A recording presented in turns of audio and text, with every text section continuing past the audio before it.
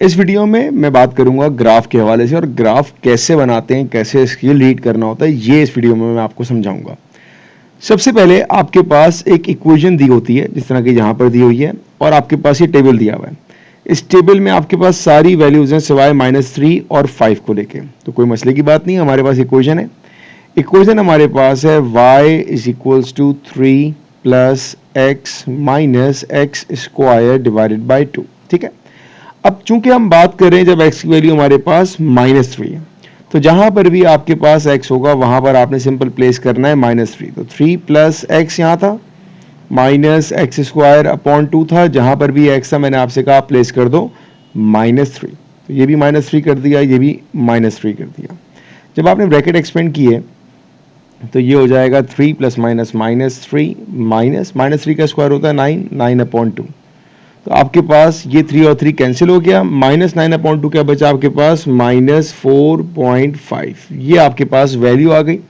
बिल्कुल इसी तरह आप x की जगह अब 5 प्लेस करोगे। ठीक है, सेम इक्वेशन में, तो y is equals to 3 plus x की जगह 5 माइनस 5 का स्क्वायर 25 डिवाइडेड बाई 2।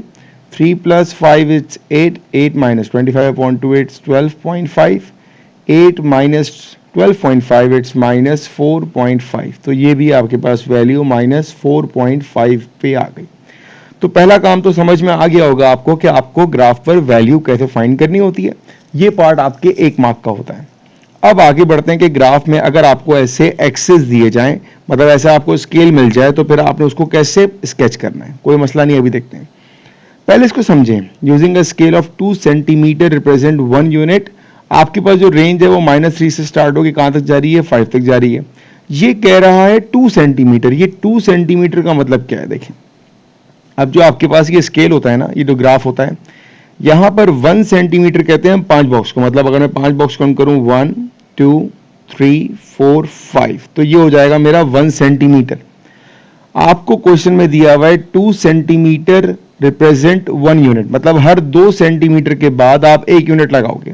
चलिए 1 सेंटीमीटर हुआ, 1 2 3 4 5, ये हुआ आपका 2 सेंटीमीटर। तो हर 2 सेंटीमीटर पे आपने 1 यूनिट लिखना है। सही है, इसी तरह करते हैं 1 2 3 4 5, ये हुआ 1 सेंटीमीटर। 1 2 3 4 5, ये हुआ 2 सेंटीमीटर। 1 2 3 4 5, 1 2 3 4 5, ये हुआ 3 सेंटीमीटर। तो जब आपको कहा हुआ है उसने कि using a scale of 2 centimetre represent 1 unit, तो 2 सेंटीमीटर का मतलब ये हो गया कि आपके पास छोटे वाले कितने बॉक्सेस हैं, स्मॉल 10 बॉक्सेस। तो सिंपल स्केल आपको ये याद रखना है कि अगर 1 सेंटीमीटर हो तो 1 सेंटीमीटर बराबर होता है आपके पास स्मॉल 5 बॉक्सेस के, बस ये याद रखिएगा। तो अगर 2 सेंटीमीटर हुआ तो स्मॉल 10 बॉक्सेस हो जाएंगे। तो मुझे यहां पर इसका ग्राफ प्लॉट करना है। पहली बात तो समझ में आ गई होगी आपको स्केल की। अब अगर y पे देखें आप, तो ये कह रहा है 1 सेंटीमीटर रिप्रेजेंट 1 यूनिट, मतलब वही 5 स्मॉल बॉक्सेस रिप्रेजेंट 1 यूनिट हो जाएगा। अब ये तो होगा स्केल की बात। अब आपने इसका ग्राफ ड्रॉ करना है। अच्छा, गलती क्या करती है, मैं गलती भी आपको स्टार्ट करता हूँ, ये तो मैं खैर आपको एग्जांपल दे रहा था। जब मैं इसका ग्राफ प्लॉट करूंगा तो मेजॉरिटी बच्चे कैसे स्टार्ट करेंगे, वो बच्चे, एक मिनट, हाँ, मेजॉरिटी बच्चे ऐसे करेंगे कि वो अपनी ग्रिड जो है वो बिल्कुल फिक्स करके बनाएंगे। कैसे मतलब हुआ फिक्स का, एक मिनट मैं आपको अभी बताता हूँ। देखें, ये आपका ग्रिड है ना। अब मेजॉरिटी बच्चे क्या गलती करेंगे कि वो अपना ग्राफ स्टार्ट करेंगे ऐसे, वो खुद ही स्केल से लाइनें बना देंगे। पहले वो लाइनें बनाएंगे और फिर वो रीडिंग देखेंगे। ये काम वो करना स्टार्ट करेंगे, जबकि ये गलत है। आपको कभी भी अपना ग्राफ ऐसे स्टार्ट नहीं करना है।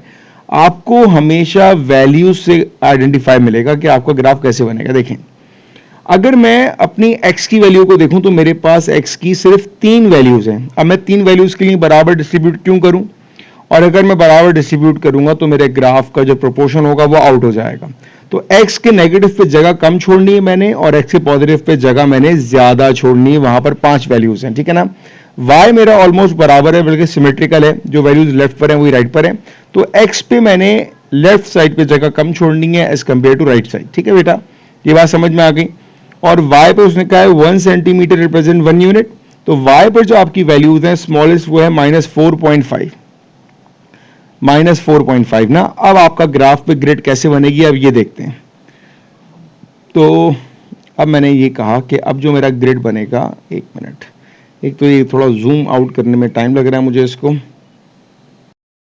अब मैं अपना ग्राफ बनाना स्टार्ट कर रहा हूँ, ठीक है ना।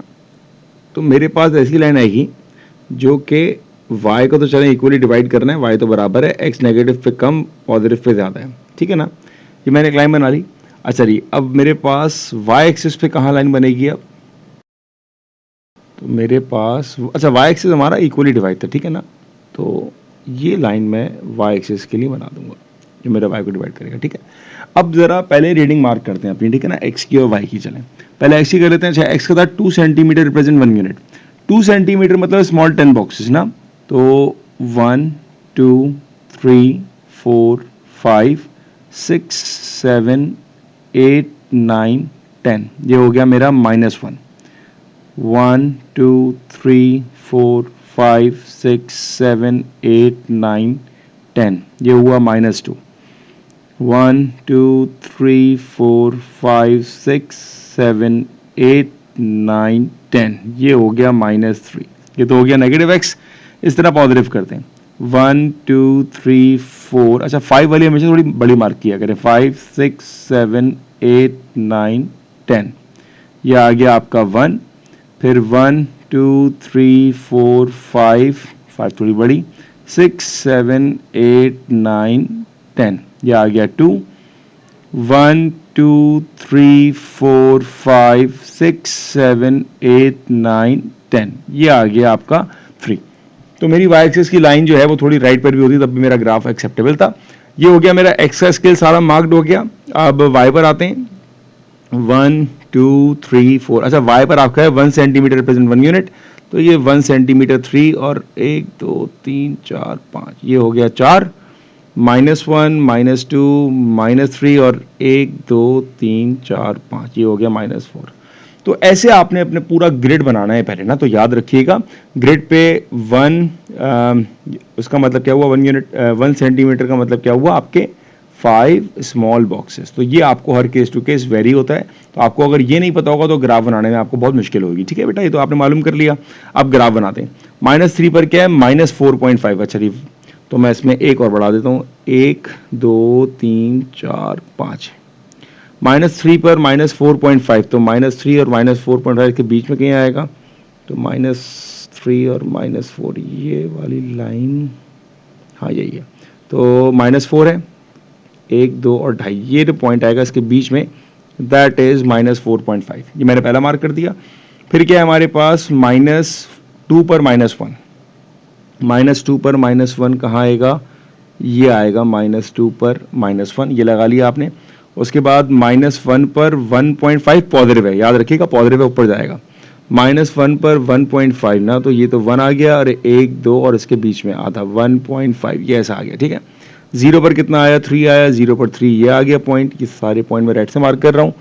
1 पर आ रहा है 3.5, तो 1 पर आएगा 3.5। 2 पर आ रहा है 3, 2 पर आ रहा है 3, तो 2 पर आएगा मेरे पास 3, ठीक है ना। 3 पर कितना है, 1.5। 3 पर नीचे जाएगा ग्राफ, 1.5 कहाँ होगा, अच्छा 1 पर 3.5 था, मैंने देखिए 1 पर मैंने गलत मार्क कर दिया। 1 पर 3.5 है, 1 पर है 3 और 1 2, ये आया 3.5, ठीक है। 2 पर 3 हो गया। 3 पर आपका आ रहा है 1.5, तो ये 1 है, ये आ गया 1.5। 4 पर, अच्छा 4 मैंने मार्क ही नहीं किया, अभी करते हैं। 1 2 3 4 5 7 8 9 10, ये आ गया 4, ठीक है। 4 पे कितना है हमारे पास, -1 है, तो ये आ गया 4 पे मेरे पास -1।